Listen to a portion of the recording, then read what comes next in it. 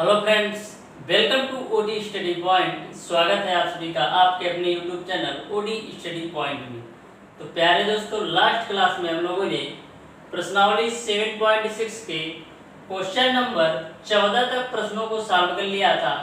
आज की क्लास में हम लोग सॉल्व करना स्टार्ट करेंगे क्वेश्चन नंबर 15 से।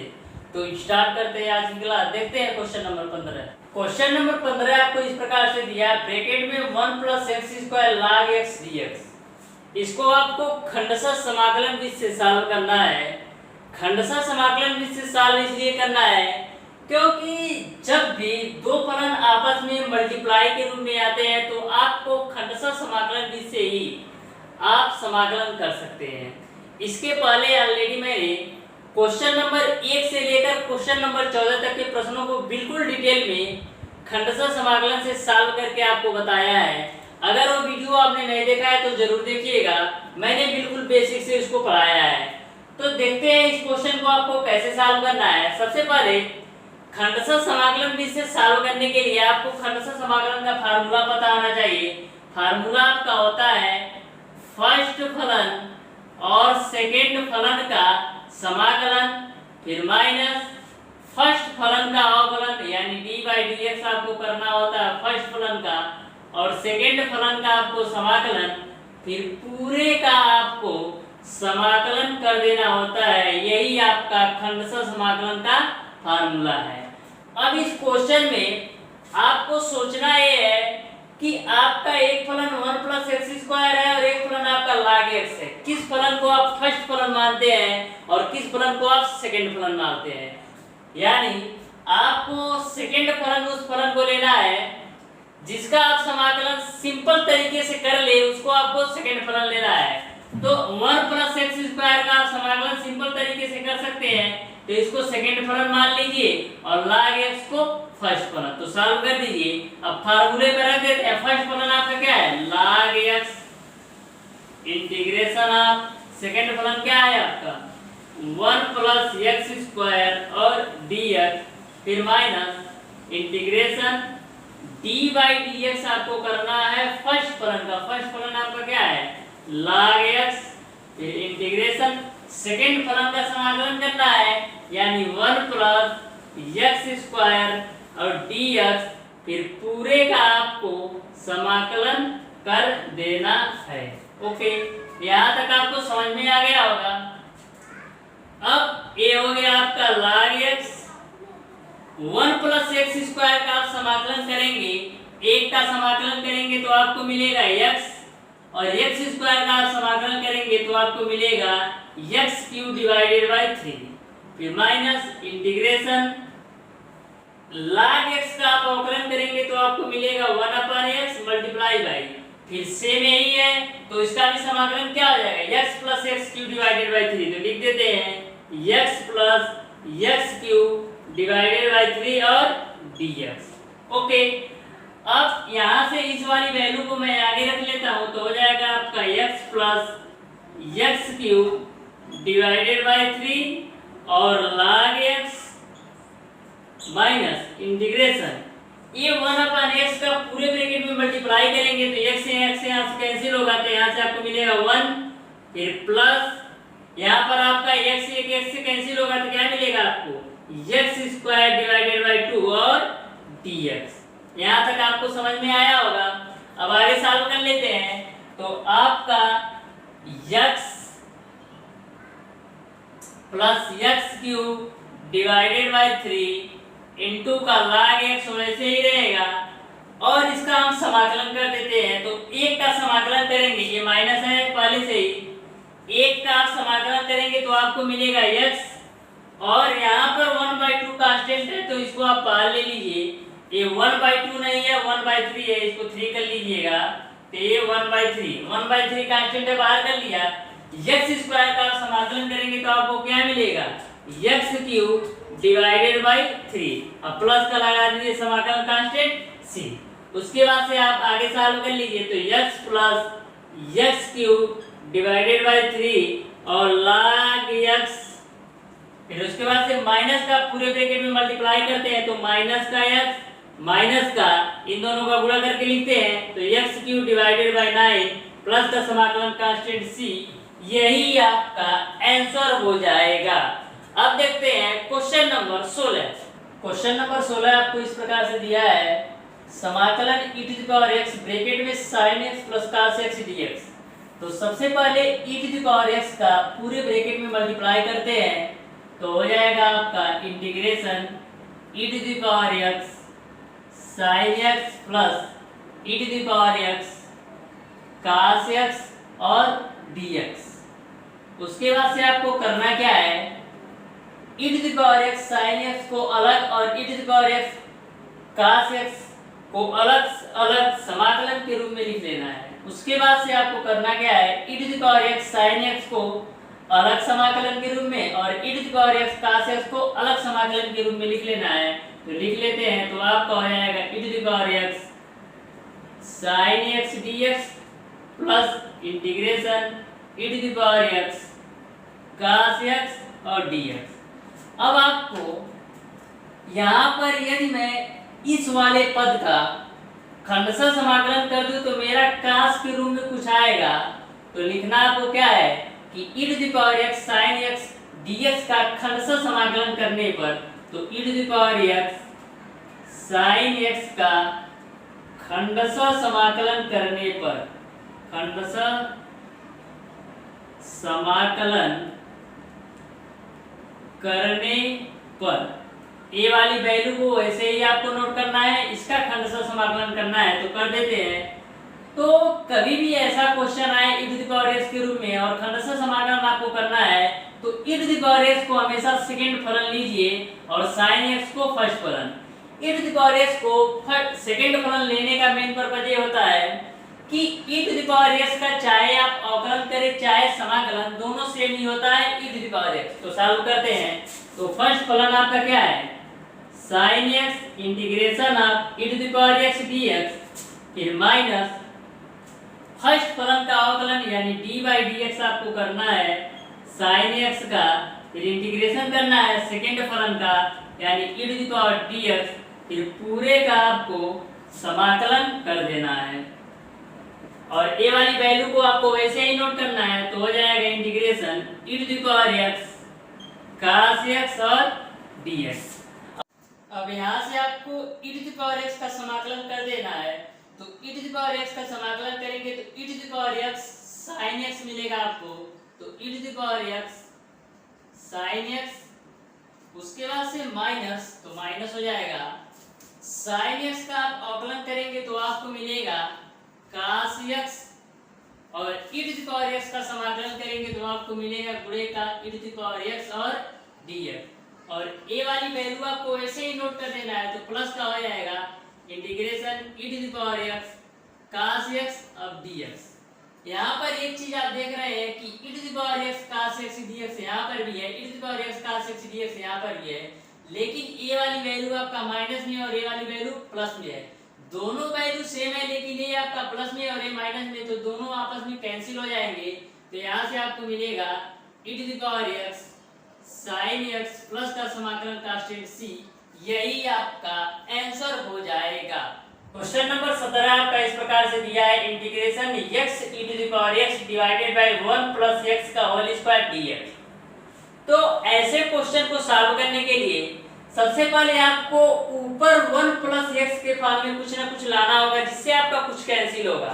तो क्या करेंगे, ऊपर वाली वैल्यू को इस प्रकार लिख सकते हैं e to the power x, x में हम एक जोड़ भी रहे हैं और एक घटा भी रहे हैं तो कोई फर्क नहीं पड़ेगा, और नीचे वाली वैल्यू ऐसे ही नोट कर लेते हैं 1 प्लस x का होल स्क्वायर और dx। अब यहाँ पर आपको करना क्या है, e to the power x को बाहर रख लीजिए और यहाँ पर आप बड़ा ब्रैकेट x प्लस 1 से हमको मतलब है, तो x प्लस 1 एक तरफ ले लेते हैं हर के साथ, तो 1 प्लस x का होल स्क्वायर, और उसके बाद से माइनस के 1 के साथ हर वाली वैल्यू अलग ले लेते हैं, तो यहाँ पर हो जाएगा माइनस का 1 डिवाइडेड बाई 1 प्लस x का स्क्वायर और पूरे का आपको है dx। अब आपको करना क्या है, e to the power x का दोनों जगह मल्टीप्लाई कर लेते हैं। उससे पहले यहाँ पर आपका पावर 1 है, यहाँ पर पावर 2, तो एक एक कैंसिल हो जाएगा यानी x प्लस 1 से कैंसिल होगा, तो आपको फाइनली मिल जाएगा integration e to the power x divided by 1 plus x और dx लगा लीजिए, फिर minus integration of 1 upon 1 plus x का होल स्क्वायर 1 प्लस x का होल स्क्वायर और dx। मैंने क्या किया, यहाँ से कैंसिल किया, e to the power x का मल्टीप्लाई करके अलग अलग समाकलन के रूप में लिख लिया। अब यहाँ पर करना है क्या प्यारे दोस्तों, केवल आपको इस पद का समाकलन करना है। तो लिखेंगे e to the power x divided by 1 plus x का खंडशः समाकलन करने पर, खंडशः समाकलन करने पर, समाकलन करने पर ऐसा इसलिए किया जाता है कि इसका खंडशः समाकलन करेंगे तो ए वाली वैल्यू आपका आ जाएगा। जैसे मैंने इसके पहले आपको क्वेश्चन नंबर 16 बताया, सेम टू सेम प्रोसीजर इसमें भी फॉलो होगा। आपको लास्ट में कुछ वैल्यू कटेगी और कुछ आपको मिल जाएगा।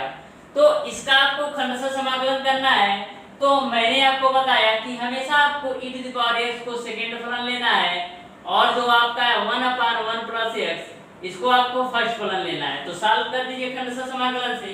तो आपका फर्स्ट फलन क्या है, फर्स्ट फलन आपका है 1 अपान 1 प्लस x और इंटीग्रेशन ऑफ सेकंड फलन क्या है e to the power x, फिर माइनस इंटीग्रेशन फिर फर्स्ट फलन का अवकलन यानी dy dx आपको करना है फर्स्ट फलन का, यानी 1 अपान x प्लस 1 या 1 प्लस x बात बराबर है। उसके बाद से इंटीग्रेशन करना है सेकेंड फलन का और dx, फिर पूरे का आपको dx कर देना है। और आपको जो a वैल्यू है इसको वैसे ही नोट करते चलना है। तो नोट कर लेते हैं integration of 1 upon 1 plus x का होल स्क्वायर और dx। यहाँ से प्यारे दोस्तों आगे सॉल्व कर लीजिए। तो e to the power x का समाकलन करेंगे, e to the power x ही रहेगा। तो लिख लेते हैं e to the power x और ये वाली वैल्यू लिख लेते हैं तो 1 प्लस x। अब यहाँ पर माइनस 1 अपान x प्लस 1 का आपको अवकलन करना है। तो देख लीजिए कैसे आपको अवकलन होगा। x प्लस 1 है तो इसको ऊपर ले जाएंगे तो x प्लस 1 पे पावर माइनस का 1 होगा। इसका आप अवकलन करिए तो क्या होगा, माइनस का x प्लस 1 पे पावर माइनस का 2, या इसको क्या लिख सकते हैं माइनस का 1 अपान x पे प्लस 1 और पावर 2।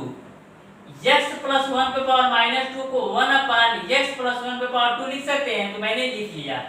अब यहाँ पर आपका हो जाएगा इंटीग्रेशन ऑफ 1 अपान माइनस का 1 अपान x प्लस 1 का होल स्क्वायर और e to the power x का समाकलन करेंगे e to the power x और dx। और ये वाली वैल्यू ऐसे ही रखना है आपको, minus integration of 1 upon 1 plus x का होल स्क्वायर और dx।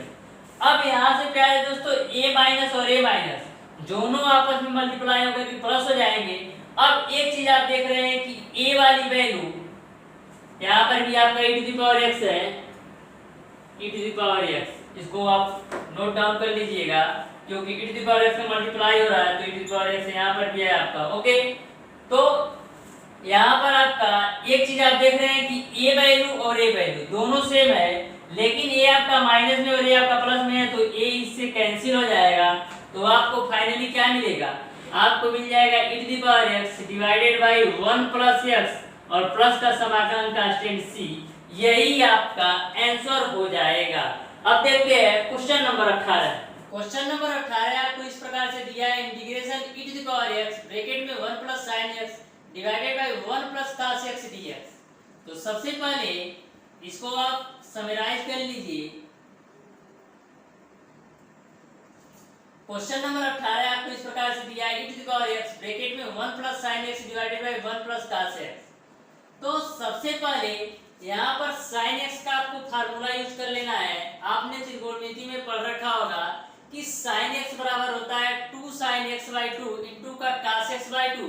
तो वहां पर यही वैल्यू यूज करेंगे तो हो जाएगा आपका integration of e to the power x 1 plus sin x की जगह पर लिख लेते हैं 2 sin x by 2 इनटू का cos x by 2।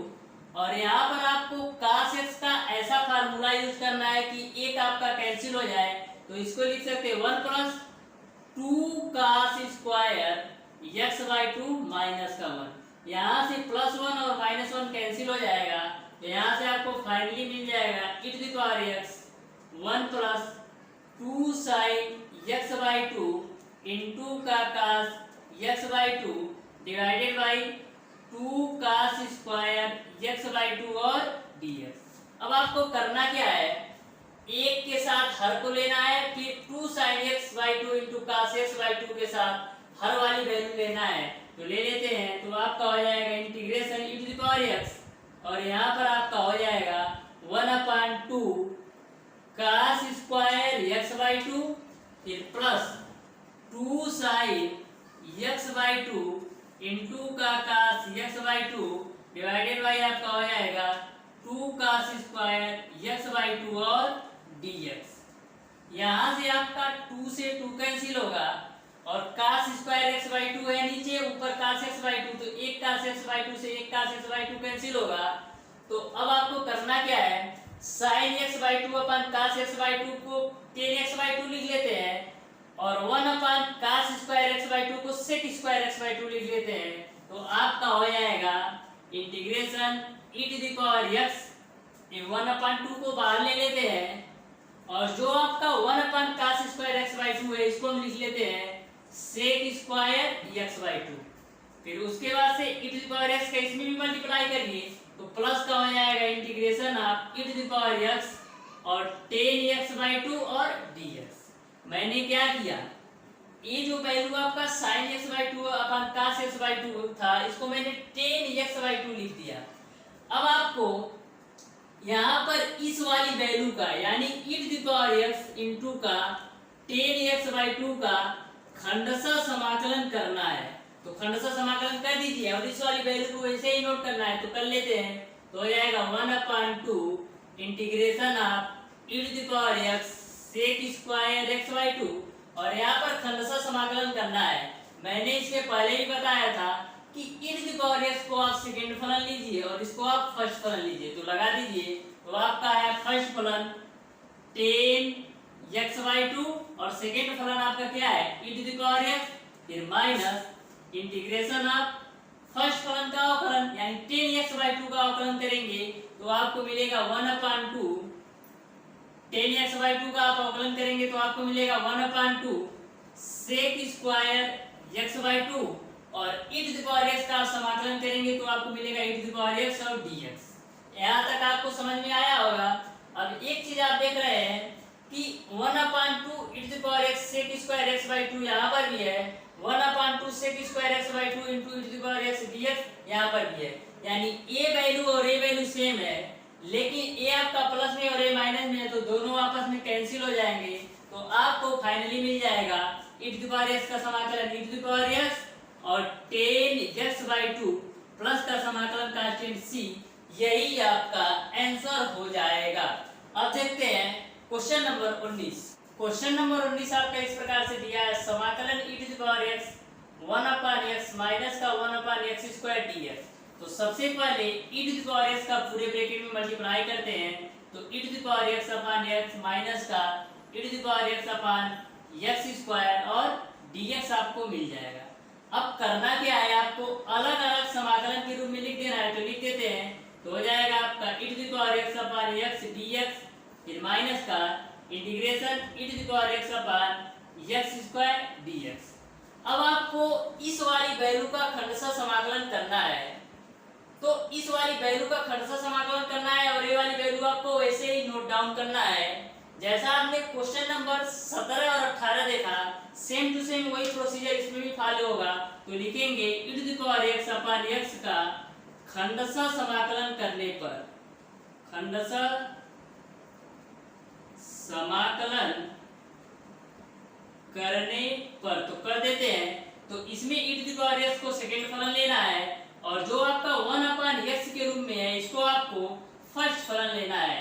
तो फर्स्ट फलन आपका हो जाएगा 1/x integration of e to the power x dx, फिर उसके बाद से आपका हो जाएगा माइनस इंटीग्रेशन, उसके बाद से फर्स्ट फलन का अवकलन यानी 1/x का आपको अवकलन करना है।